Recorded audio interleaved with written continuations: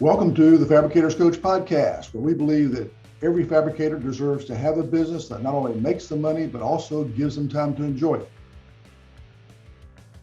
In each episode, our goal is to share real information that you can take action on and use today. Information that, if you will use it, can help you reduce the chaos in your business, help you make more money, and help you get your life back.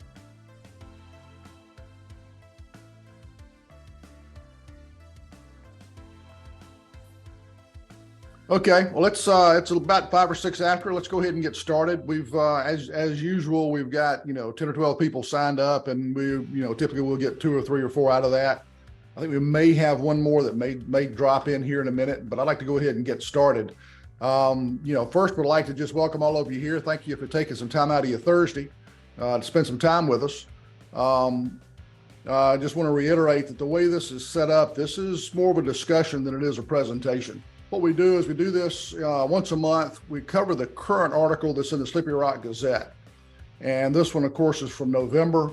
If you haven't read the article yet, you can go to slipperyrockgazette.net, select their current issue, and grab a copy. The title of the article is "Where Will You Be When the Music Stops?" And then if the other option is you can go to our website, fabricatorscoach.com, select blog, and read the article there as well. This article is really part of a 12-part series. About a year ago, as I was planning out part of my business plan for this year, I got to thinking about the time that we were running a fab shop, and this time of year was always our most hectic. And so I got to thinking about, all right, what can we do during 22 to help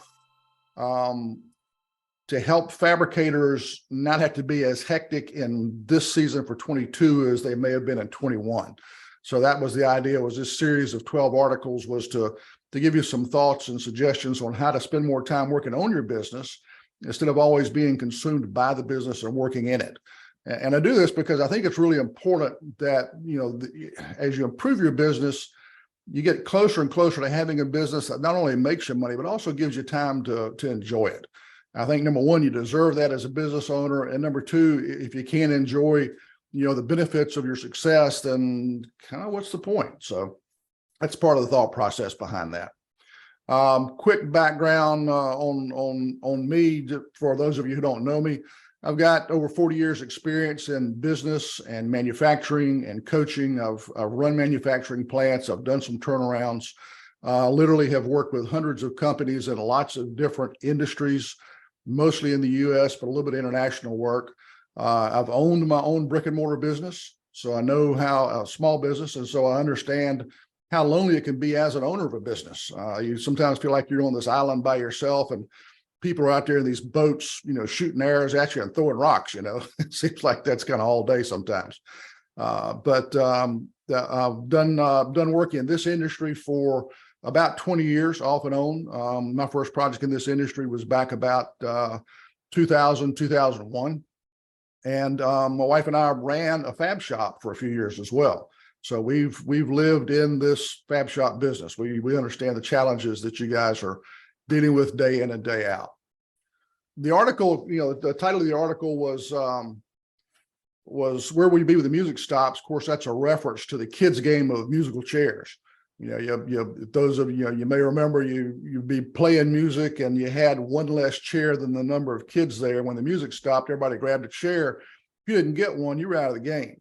And so we got to thinking about what the recession may look like, whatever business is coming at us, whatever change is coming at us. How do we get ready for that? How do we end up with a place to sit? How do we end up not out of the chair? So my question for you is, how many of you are already starting to see some slowdown in business, a little bit, a lot, or maybe some of you are not seeing any? We currently aren't seeing any. As a matter of fact, we're doing record volume right now, but I know it's coming. I can see it in the marketplace out there, but we're also we're fairly well diversified, and we hit some commercial, a lot of retail, some high-end builders, and then some production builders. So I think that middle market, where we're at, that middle market is what's starting to slow down. So we're seeing an increase in our high-end market. I've got a low end production builder that's actually doing fairly well, and I'm picking up some commercial work too. So, Good. but yeah, for us, I see the signs. It just hasn't happened yet, and I'm kind of waiting for the shoe to drop. Yep. Okay. Good. Good to hear that things are still good for you. Laura, what's happening with you guys? Y'all see any kind of slowdown yet? Um, I don't know if it's in my head, but I feel like it's a little bit, but the numbers aren't showing it. So I don't know. I think we might be in that same boat where we're still rocking steady, but I'm nervous. Yeah, I think we're all a little bit nervous. No question about Yeah. that. All right. Yeah. David, you guys see any impact yet? None at all. Okay. So you're still wide open then. That's great. Yeah, we are. I do see, with the rising interest rates, of course, that mid-range house those houses are getting smaller. It's more production style, but commercial, residential, high-end residential, all picked up. So, yeah. Yeah, and the commercial and the multi-unit stuff, I think tends to kind of the economic people that I look at, those business segments tend to kind of trail the economic cycles. I think part of that's because it takes so long to plan and get permits and financing and all for those really large projects. And so they tend to kind of follow the trends rather than lead the trends. So if you're in commercial or you're doing multifamily, multi-unit, that kind of stuff, you may not see a slowdown for a while. Pablo, you starting to see any kind of impact? We are a little slow right now. We got a little slower, but I think it's more because of the holidays, I would say. I'm more concerned how January and February is going to be, because I think because of people are talking a lot, about the recession. So it's getting on their minds. So I think we are going to start seeing that in the beginning next year. So what I'm trying to do is I'm trying to get into the commercial side and multifamily, is just very hard because they are very cheap. And with the materials, how they increased in prices, I don't know if we can meet their expectations. That's where we are now. Yeah, making that transition is tough anytime, and especially with if you're starting to see any kind of economic impact, that may be even a tougher challenge. So that's going to be a pretty good lift, I think. Yeah. Drew, are you seeing any impact yet? No, we're busy. We have been for about a year and a half, just gotten more and more, it seems like. But if I talk to builders, we're geared towards a higher end residential. We don't do much commercial, but the builders used to get 10, 12 leads a week. Now they're getting 5 or 6, but we're still getting a ton of business. Okay. We're also in the Charlotte market, so it's just a crazy market. The housing shortage around here. Everybody's building, everybody's flipping. There's just a lot of work. So I'm glad to hear the rest of the country is seeing the same thing we are too. Yeah, I've got clients kind of spread out across the country, and I've got some areas that are starting to see some slowdown, a little bit concerned they're not getting as many quote requests, that sort of thing. We'll talk about leading indicators here in a few minutes, but I'm already starting to see some impact in some areas. And then I've got some clients in other areas like Central Texas. The guys over there tell me that, they lag behind the downturn and they lead the upturn because they're in what's called that golden triangle of, I think it's Dallas, Houston, Austin, or something like that. I think it's expanded over to Tyler a little bit, got a little bit bigger, but they got, it depends on market segment and where you are geographically. I think it has an impact. Absolutely. Yeah. Yeah. I'm hearing from all of you that there's definitely some concern about what may be coming at us. And when you start looking at what may be causing some of this, the Fed is obviously just constantly ratcheting up the interest rates. They have actually stated that they have a 6%, a target unemployment rate of 6%, which means putting a lot of folks out of work. Mortgage rates have doubled over the year to date. Stock market has been down at least 20%. It's up and down as usual. Housing starts are off at least 20. And again, that's geographic in a lot of areas, some areas more than others. So there are a lot of signs that something's coming at us. We can all place our bets on what and when and how much, but the idea here and the reason I wrote the article was to get folks kind of thinking about All right, what's your plan? If something's gonna be coming at us, what's your game plan to get ready for whatever this is? I don't think anybody expects a repeat of 08, 09. But with any kind of a flattening of growth or even a downturn, a little bit of a shrinkage in the market, what's your game plan? Has anybody here got any specific plans that you've already put together and you've already started to execute on? We're just trying to keep up. That's all. I like to say, yeah, we're planning this, planning that, and we've increased capacity and we've done things with our processes, but it's more right now, I hate to say it's more reactionary, just trying to keep up with everything for as forecasting the next year, 2, 3 years. Yeah. So that's kind of where we're at. All right. Anybody else want to volunteer anything? I unfortunately don't have any plan. We're fairly small. We have like about 12 employees. So we run pretty lean anyways. I guess my biggest plan is to say that, we can up turnaround time and hopefully grab some business that way. I don't know. Okay. All right. When I ask this question, I get a lot of different responses. And one of the more common responses, in addition to what you folks have said, is, folks will say, well, what I've been planning on doing is I'm going to pay off all my debt and I'm going to start, hoarding cash. And that's certainly a good approach in general. The challenge is timing. If that's your game plan and you haven't already executed on that, you might be a little bit late. I don't know. It depends on how soon this thing hits and how hard it hits, if it does hit hard. So that's kind of a challenge. I think one of the challenges with that strategy too is, how long is this going to last? How deep is it going to be? How much cash will you need to survive that? And that's really tough to predict, as we all know. So what I thought I'd do in this article, and my purpose was to give you some concrete recommendations, things to think about that are actions you can start to take now to help you get ready, regardless of whatever else you've got in your strategy. One of the things I think is really important is raise your prices now if you haven't already. A lot of folks I'll go into and look at their businesses, look at their financials, and look at their orders, and I find out that they're not keeping up with the cost increases for their materials and also all their other cost increases. And one of the ways we can look at this is, if you take a typical retail order for you, something direct to a homeowner, that's not going through a contractor with a discount or anybody else, it's direct to the homeowner.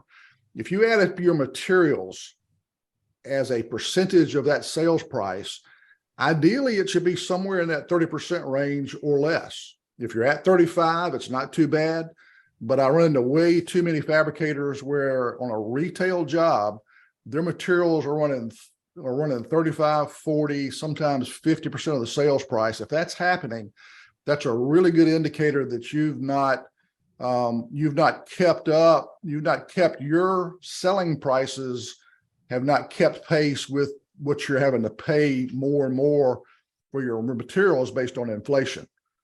So that's one good indicator that's really important. And obviously doing that now while everybody else is doing it kind of gives you some cover. As things start to slow down, you're going to start to get price pressure. Any of you who've been in the business for a while know that. And the sooner you do this, the better. So a really quick, simple thing you can do is just sit down and grab some retail orders, do that calculation and see where you are. And then start figuring out, okay, how can I raise this price? How can I do some add-ons to bump this up and get this material cost down to about 30% of that sales price? So that's a real simple thing that you can work on because as we all know, sooner or later, you're going to start getting pressure on prices. And I've already got some clients that are starting to see some of that price pressure with builders and also a little bit on the retail side too. Have any of you done this type of analysis on your orders? Ed, Yeah. because it was breaking up before, I answered. Did you say that it was running 30 to almost, you said 45, 50% on the materials as far as the margins? No, what I was saying was that if you take the materials that you're going to use for a job, Mm-hmm. the slabs you're going to use, and the cost of those materials, what you paid for them, Mm-hmm. should be running about 30% of the sales price of the job. So if you've got a $6,000 job, a job you're going to sell for $6,000, your slab cost for that job, not what you're going to sell that slab for, but what you paid for the materials, should be running about $2,000 or less if it's a $6,000 job. Oh, okay. So we're talking about the less, towards the cost of the whole job, the better. Yeah, course. yeah. When we say Okay. sales price, I'm talking about the sales price of the entire job and the material cost, what you pay for the materials to make that job out of, should be running about 30% of that total job sales price. Okay. Well, that's an interesting, standpoint. Maybe I personally haven't done that. I probably would need to take a look at it like that. I would say normally when we quote the job, we look at the margin, on the slab, basically how much more we add or sell this material with, like, what are the margins, basically. Yeah, and that's not uncommon. A lot of folks, when they build the sales price for the job, will figure out how much material they need. They'll mark that up, typically 20, 25, 30%, something like that. And then they'll add on, all your add-ons for your different, characteristics of the job, plus labor, plus everything else. So that's not unusual. But I think it's helpful once you've got that sales price figured out for the job, go back and look at what you paid for the materials that'll be consumed for that job. And that out of pocket for those materials, what you paid for them, should run about 30% of the total sales price of the job. Okay, I see. Yeah. And if any of you have any questions about the details on that, don't hesitate to reach out to me afterwards and have a couple of orders handy. I'll be glad to walk through this with you, because I think it's an important thing to keep an eye on. As inflation keeps going up, we've got to keep pace with what we price our jobs at. Because if we don't, obviously we're gonna make less and less money, and at some point you get squeezed out of the market. It's funny you brought that up, because we have 8 stocking quartz colors that we sell by the square foot, and I've got a formula how to factor in waste and get the square foot price and everything. And so I just did an audit this week on 15 retail jobs that went out, and immediately raised my prices 15% on my square foot number, and went, oh, okay, I guess my formula wasn't quite working as well as I thought it was. So yeah, we just did that. Good. It's and obviously if the delta that you need to go up is significant, you may have to take it in a few steps. That's a decision you've got to make based on your market, your customers, and that sort of thing. But it's an exercise that's worth doing, and I think it's a pretty good benchmark. I've looked at this for different size, countertop jobs, anywhere from $4,000 or $5,000 jobs, again, all retail, up to even, $50,000 plus type kitchen jobs. And that number is fairly consistent across the country and across those markets, geographic markets. So it's a pretty decent benchmark. If you're about 35 or so, it's not too much cause for concern. But if you're pushing 40, you need to figure out how you can make some changes.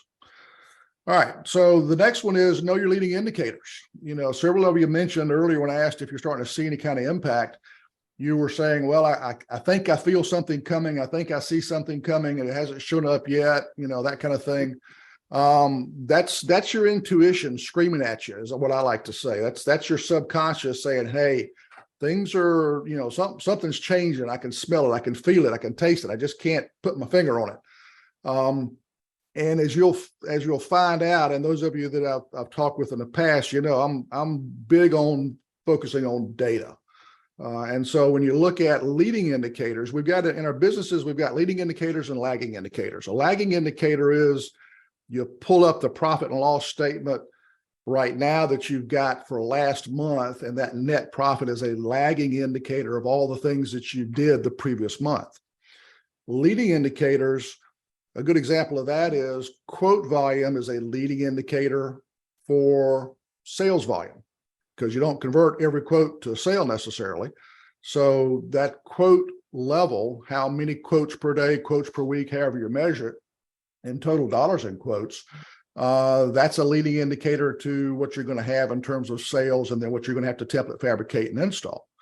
One question I've got for you is who out there is tracking a metric that gives you an indicator of what your quote volume might be next week or next month?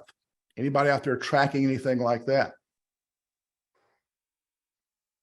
Not forecasting into the future. No, but Okay. we do.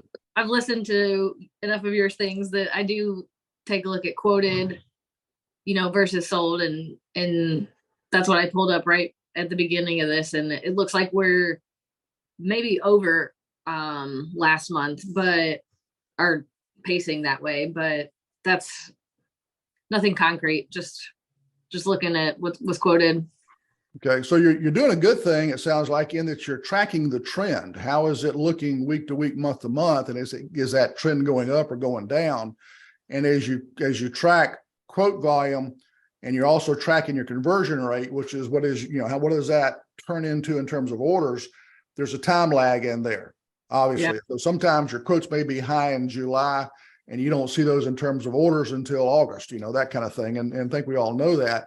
My question is, not so much what are you forecasting for this month or next month, but what metrics are you tracking now? Is anybody tracking anything that can be a predictor, a leading indicator of quote volume? No. Okay. There are some things volume there. So we're talking about just the amount of quotes that we're doing. Yeah. We track like how many people are walking in. We get a ton of walk-in business, right? So you track that? We track our walk-in business, the amount of templates or measurements that are scheduled per day. That's my leading thing. If I see that he's only got, we got 2 templaters. So if they're not both full pack schedule, that's my first indication that, all right, something's got to pivot or twist or change. Okay. All right. So if you're tracking showroom traffic, that's awesome. Some folks, everybody's got kind of an intuitive feel. It doesn't feel as busy today as it did last week or whatever. But if you've got data to back that up, that's phenomenal. Okay. And that's a good indicator. That's a good example of the kind of thing I'm talking about. If you've got a way to track showroom traffic, if you've got a good, strong retail business component of your business, that's great to track. But it's also really good to track, and hopefully you're doing some marketing on social media. Hopefully you're tracking some of your website traffic, that sort of thing. Tracking those things as people engage with you on your website, as people engage with you on social media, that amount of activity will turn into a certain percent of quotes. And so that engagement level, whatever those stats are, can give you a leading indicator for your quote volume, which then is a leading indicator for your sales volume. So looking for things like that in your business is important. If you're not doing that right now, you may want to think about doing it. And a good tool to think about is something called a CRM. It's a customer relationship manager's piece of software. And you use it to track sales activities. The new ones, the ones that are out these days, they can go in and attach to your website. They can go tie into Instagram, Facebook, whatever you're using on social media. And they can start tracking and engaging what's going on in engagement there, so that you've got that additional leading indicator that will tell you, okay, so do you think your showroom traffic may be going up in the next couple of weeks? Because, man, my social media engagement has jumped up 20%, that kind of thing. So that's really important. And one thing I will say about CRMs, there's so much capability out there, and there are a couple of hundred at least in the market. There's a lot of them out there. Sorting through that's a challenge. It's really helpful to get somebody who kind of knows that arena to help you out. And when you set up a CRM, you got some technical things like tying into your Instagram, Facebook, website, and all that. You'll need a little bit of technical help. And then part of what you got to define is go through and define your sales process so you can track what's happening there. That way you'll get a good idea of which salesperson, what's your average time to respond to a quote request or an inquiry or a question? How quickly are you turning around quotes? If you've got multiple salespeople, which one's doing a great job with that response time? Which one's doing a poor job? So those things get to be really important. There's a lot of moving parts in there, a lot of details. If you don't feel comfortable with that, go out and get you some help. And if you don't have a local, IT or marketing or whoever person you need to work with, I know some folks who do this just for this industry. So if you need a recommendation, don't hesitate to reach out to me and ask for that recommendation. I'll be glad to connect you with some resources there. I don't get any money for this. These are just people that I know that I've helped put into some of my clients because my clients needed that help. And Pablo, you've got a comment up. You just hired somebody to customize a CRM for you. Was that a local person that you hired? Yes, it's a local person. He came to our office and he looked at our systems, and he's gonna do a system for us, a CRM, which is based on our needs. So yes, basically that's what we are doing now, because I would like to forecast, our sales better, and to have a way, easily way that we can just look, in a dashboard or something, that we can have this information, because right now it's kind of difficult. My only concern with CRM, it's because I know that, it works, but you have to put the right data in. And I'm just thinking, how am I going to make my people, do it? Well, these Magic packages, question. pardon? The magic question. Yeah, Yes. yeah. Well, several things. One is, depending on do you know which CRM he's going to use for you? No, he hasn't presented the CRM itself. He is gathering the information, from Okay. us first, so he can customize and go there and look for one, actually. But that's where we are now. All right. So part of the answer to that question is having the right CRM. MailChimp is one that folks know about, and all your CRMs these days that are good incorporate that email campaign capability that ties into your sales capability, which is something MailChimp's kind of known for. But the CRM side of MailChimp's pretty weak. The data side of MailChimp, for example, is pretty weak. And I know that because we've used MailChimp for the last couple of years and we're getting away from it. Because we want more data for the stuff that we're doing. And so you want to make sure that whatever CRM you get, you don't want to have to go in and look at social media, look at Instagram, or go look at Facebook, go look at Instagram and have somebody, measure how many touches or comments you've got. You want the CRM to do that automatically. That capability is out there and it's not horribly expensive. Okay. Good CRMs will do that for you, and then they'll post that data. Think about a dashboard in your car that gives you the information you need to drive the car down the road, and the metrics it feeds back to you. You want the same kind of capability in your CRM. You also want a CRM that can, CRMs can tie in with your phone systems and start doing things like recording calls. So you can use those for coaching opportunities and training opportunities. Show folks best practices for dealing with challenging situations, all that sort of thing. That you, with a CRM, you can set them up so that as leads come in, you can decide how they're allocated. Either certain people get certain types of leads, or it's on a round robin kind of thing, or whatever. And then it can track the time from when that lead got assigned to a certain person to when they responded to it.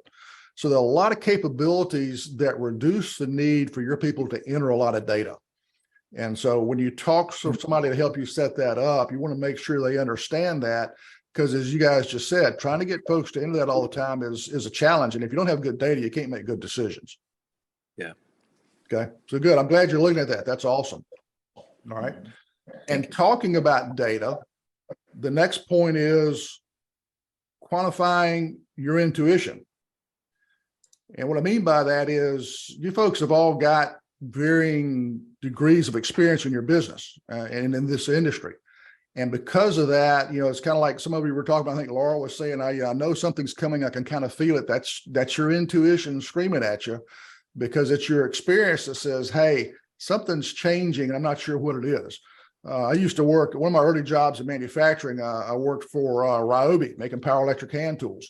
And those guys, I was in my 30s and walking into a plant with guys who'd worked there longer than I had been alive. I mean, they'd been there a while, to say the least. And they could tell you when they walked in the morning what kind of day it was going to be, how well things were going to run, and how poorly they were, because of their intuition, their experience. And they were going by what they heard, what they saw, what they smelled as to how things were going to work. Same thing's true for what you do in your business. Hopefully you don't have any bad odors like we did, but when you're burning plastic and doing injection molding, it get a little smelly. But, quantifying your intuition is really important. You're already doing things like upcharges on waterfall, mitered island, full legs, your full height splashes, some of your kitchen configurations, that sort of thing. But do you know the real financial impact of that? Those of you that I've talked with in the past know I'm a big believer in tracking and using throughput and operating expense as specifically defined management accounting metrics that are not gross margin. They're not typical GAAP accounting type metrics. And I like those a lot because every industry I've used those in, I've always gotten really, really good information to help me make good management decisions. And I use that with all my clients. So if you quantify that intuition and analyze those metrics, you'll be able to say, okay, I know that going back and making a second trip to install that full height splash is costing me more money. So I've got an upcharge for that. But when you do the analysis, you may or may not find out that upcharge is nowhere close to the financial impact of that activity.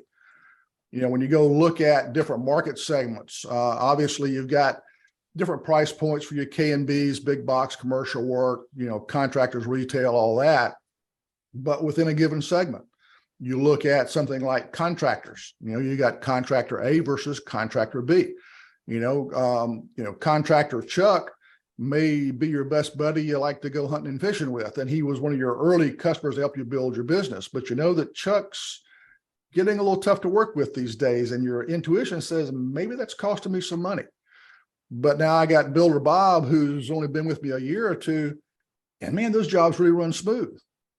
Well, if you can put a number on those, then when Chuck comes to you and starts giving you pressure on prices, and you start looking at, have some idea of what Chuck's really costing you because he doesn't run his jobs well, and your tipper shows up and the painters are in there, or the appliance guys are in there, or the cabinets aren't even set yet, those kind of things, you can start to quantify that impact. When you can quantify that impact, that gives you good data to make good business decisions. And so tracking that kind of information, quantifying it is really important because it'll give you a lot of good tools to work with, because if we get a downturn in the economy to any degree, you're going to start getting price pressure. When you get price pressure from Chuck, who's tougher to work with, and you suspect those jobs aren't quite as profitable, knowing how his jobs perform relative to Bob the Builder, who seems to run really smoothly, can kind of help you in that conversation with Chuck. Doesn't mean you get rid of Chuck. Doesn't mean you necessarily raise your prices. There may be other things you do to help minimize the negative impact Chuck's having. Or it may help you just in pushing back on Chuck and saying, look, man, I'm already sending money out with these jobs because, remember that time when you said come out and template, the cabinets weren't even set. That kind of stuff eats me up, So if you got data, it's easier to have those conversations. Anybody tracking that type of data now? No. Okay. Those are things that are great to get into. They're not that hard to get into. So if anybody's interested, I'd be happy to kind of talk you through some of that.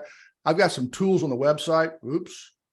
I've got some tools on the website that can give you some good explanation of that. There's some articles out there, that sort of thing. So be glad to share those with you. You can go log on and download those.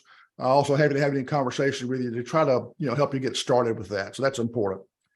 As we talk about tools, the demand in this industry has been really high for the last couple of years. And so a lot of folks have been making some good money, and that's great. And a lot of folks I talk to are already making good investments in good tools. This is a great time to stop and think about that and decide are there any more that you need to make. And as you can afford to, obviously digital machinery, digital templating, newer machines with more capability, those are all things they're pretty obvious investments. But can you think of any other investments that might be important to make to help you survive a downturn or a slowing economy?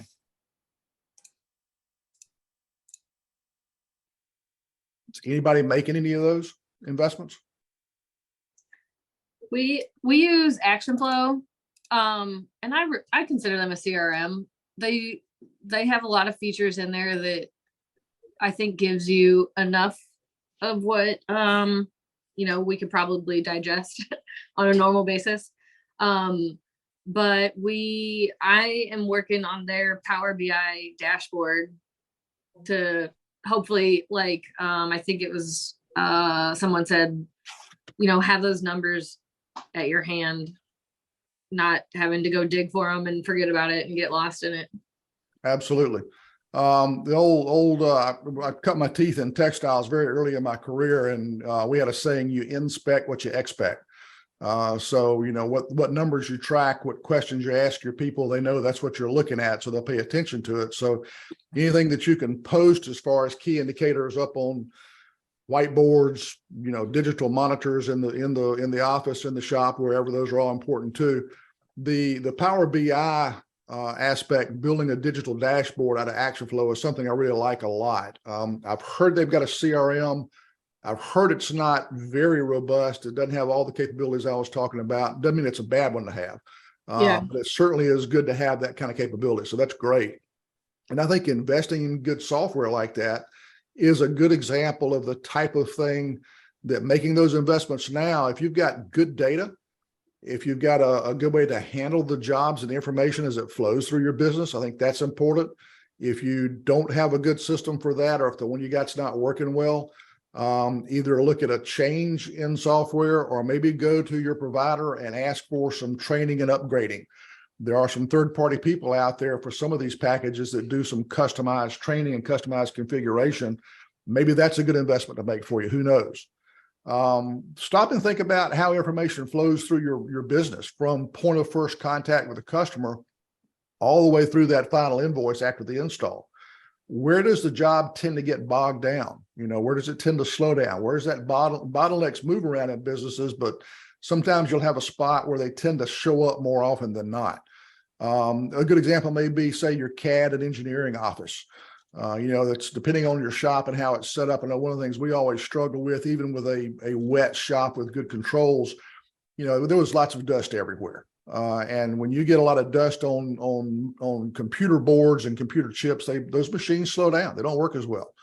And if on top of that, you've got computers that your CAD and engineering guys are using that are 3, 4, 5 years old, maybe that's where a bottleneck is happening on a regular basis. And I think it's important to stop as an owner, especially, and think, okay, how many complaints have I had from those guys over the last couple of years? And now that I think about it, they quit complaining. Doesn't mean the problem's fixed. It means they've given up. So thinking about things like that may give you some ideas to go look and say, okay, maybe I need to I've had a good couple of years. I got a little bit of cash. Maybe it's time to make that investment, and let's put ourselves in a really good position to respond quickly to customers once we get those orders.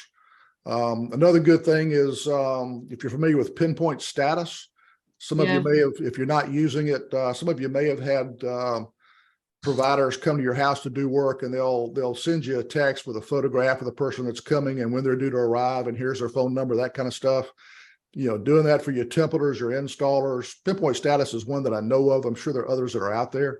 But things that help improve your customer experience. It'll help differentiate you from your competition, because if things start to slow down a little bit, there's going to be a bit of pressure from your competition, because they're going to respond too. How do you beat them to the punch? And how do you improve what you do now to be ready for that? Any other thoughts on things you might could do along that line as far as investments? We use Pinpoint, and it's awesome. We kind of just started in the last few months, and I think that it has freed up a lot of time from our schedule manager. So that's a little promising that maybe she could take on some other things that need to be taken on, Well, it frees up that time and also improves your customer experience, doesn't it? Yeah. Yep. I would say, go ahead. Sorry, I would say that, talking about tools, I think we talked to you about it last time, but we're now in the process of getting, new machine, CNC machine installed. And so we're getting switched to digital templates, and, at some point we'll look at it like it will save time, or to do quicker templates. And then also, once we get it all up and running, then faster, like production time, more accurate, less chance of, errors on the fabrication side. As I said, once it's like up and running, you know, at the same time with the downturn, it's a really big investment. So I'm listening to this, like it's important for us to like keep up right now. So like this new investment in this machine won't be you know, a bad necessarily thing for us with, because it does cost pretty well on the, you know, monthly payments. Yeah, I think you're exactly right. You know, those of you who haven't had any slowdown yet and who may not anticipate or expect to have any of a slowdown, obviously anything you do that makes it easier to deal with the labor challenges that we've all got. That's the one common factor with everybody I talk to is a labor situation. So anything that saves you time and gives you a good, consistent quality output, like Victor's talking about, those are pretty obvious things. One that's probably not as obvious, it's not thought of maybe as a tool because it's not a physical thing, is training for your salespeople. Finding a good provider who can come in and teach your salespeople how to sell better. Not to be the used car salesman type model, but to go in there and sell without selling, how to become that trusted advisor for your clients, whether they're contractors or retail or whomever. But, you know, that's if you've got some money to invest and you've done a lot of these other things and you've already got a CRM up and running and that sort of thing, think about some training that can help you improve your sales. And that's one area that people overlook a lot. It's not something you do quickly, like you buy a machine, install it's up and running. But, you know, starting now, if things do slow down next year, whenever, then you're in much better shape for that, because I can bet you there's so few people in so few shops in this business that do formal training for their salespeople. I can just about bet you if you do it, you may be the only one in your area that does. That's going to give you a competitive advantage. And if we talk about competitive advantages, build your marketing plan. How many of you have a formalized, structured plan to market your business? Anybody? We don't. We're pretty wide presented as far as like social media. So we have Instagram, you know, for more of a visual content every day. You know, posting stories and reminding, you know, those sort of things. And I think we kind of started that this year. I would say maybe 6 to 8 months ago. Right now, we probably see constant, you know, more engagement. There's some people who text directly, you know, through Instagram account asking for a quote, and we try to direct them, you know, right to the person, or have the person from the office call them right there, you know, rather than just sending kind of like a blank inquiry.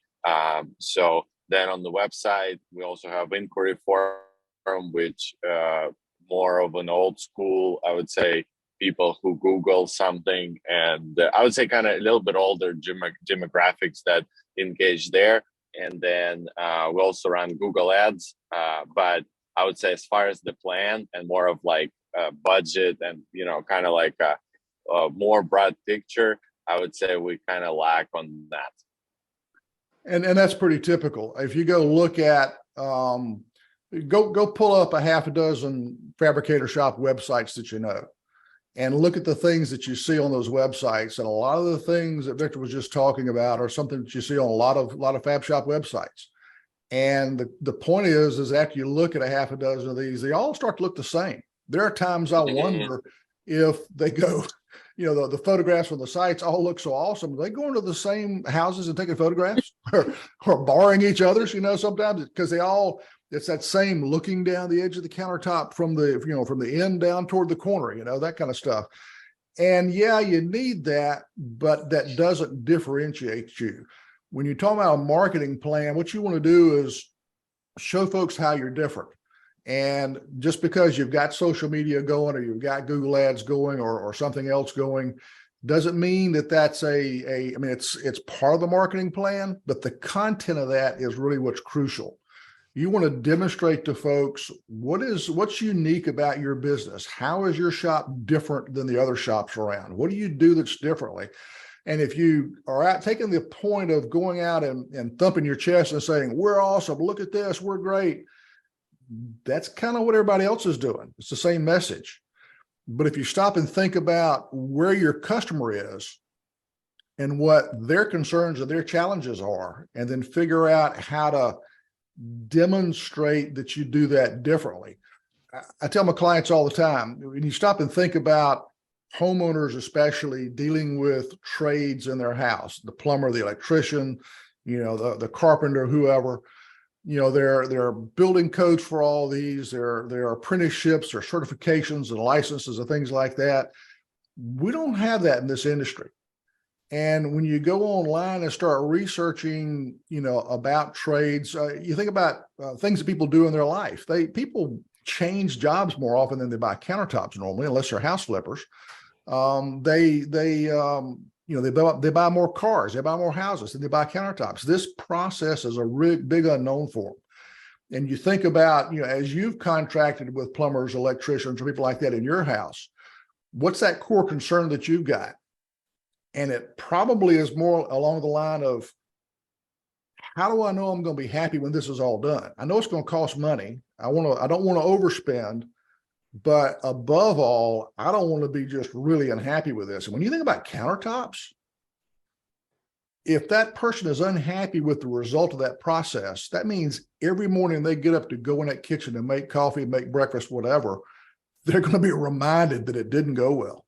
And so demonstrating how you do that well, and you may not be doing things that differently than your competition, but your competition probably isn't talking about things that you take for granted, like your built-in quality process and all the extra checks that you do and the sign-offs and things that you do to make sure your quality is just perfect when it goes out, so that customer doesn't have a problem.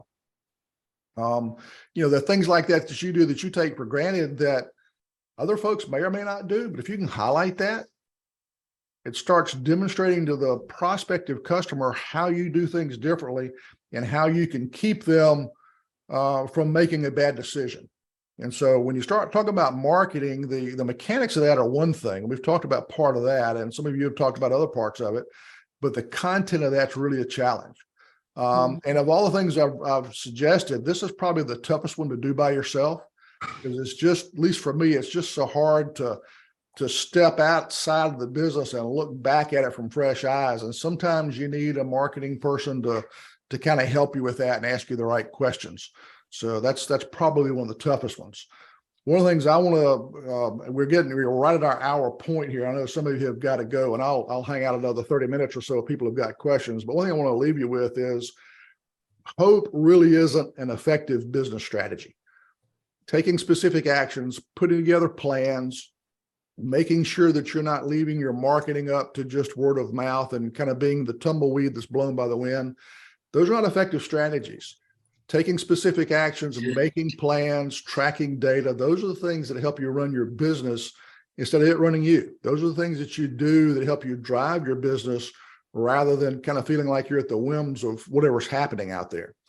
So those are things I'd recommend you do. For those of you that are interested, if you're planning to, anybody going to TICE in Vegas the end of January? Maybe you don't know yet.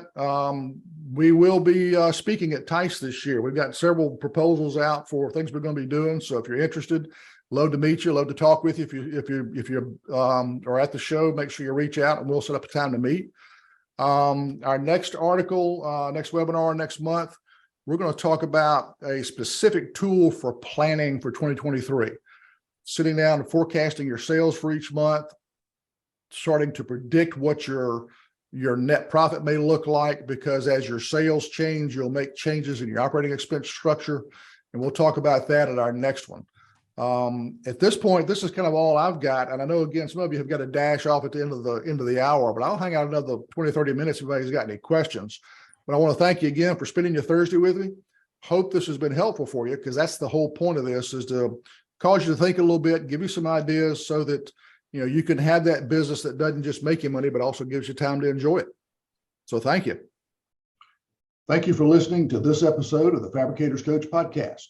If you've got any additional questions about this particular episode or anything else, please check us out at fabricatorscoach.com. Thanks. Have a great day.